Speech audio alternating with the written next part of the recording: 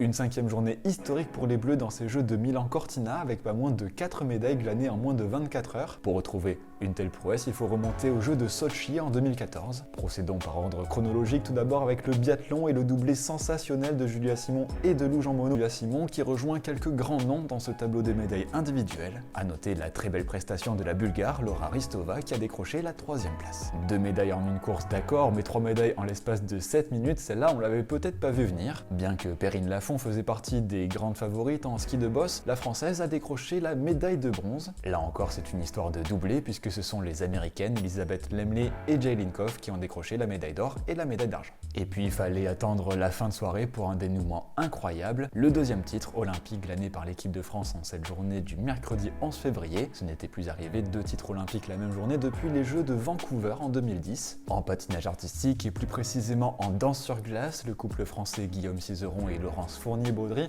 après avoir clôturé le programme court en tête, a réussi à conserver son avance face au couple américain Evan Bates et Madison Chock. Déjà titré en 2022 avec Gabriela Papadakis, Guillaume Cizeron devient le premier danseur sur glace à avoir gagné 2 titres olympiques avec 2 patineuses différentes. Et pourtant, on est passé tout proche d'une 5e médaille dans cette 5e journée de compétition. Pour cela, il fallait remonter à ce matin et au ski alpin où Nils Allègre est passé à 3 petits centièmes du podium. 4e derrière l'intouchable Franjo van Almen qui décroche là son 3e titre en autant de compétition après avoir décroché l'or olympique sur la descente et le combiné. L'américain Ryan Cochran-Ziegel et l'autre suisse Marco Odermatt complètent le podium. Les autres résultats du jour, avec notamment la victoire éclatante de l'américain Jordan Stolz, le prodige du patinage de vitesse sur le 1000 mètres, lui qui a battu le record olympique sur cette course. En combiné nordique, c'est le norvégien Jan Softebro qui s'est adjugé la victoire après une belle bataille livrée face à l'autrichien Johannes Lamparter. Enfin, que dire de la journée parfaite pour les Italiens en luge, avec tout d'abord la victoire du double dame Andrea Votter et Marion Oberhofer, puis quelques instants plus tard avec le double homme d'Emmanuel Rieder et Simon Kainz-Wallner. Le programme de demain avec encore quelques opportunités de médailles pour l'équipe de France. On commencera la journée par le Super G Dames avec peut-être un 2e titre olympique pour Bridget Johnson ou Ariane Radler.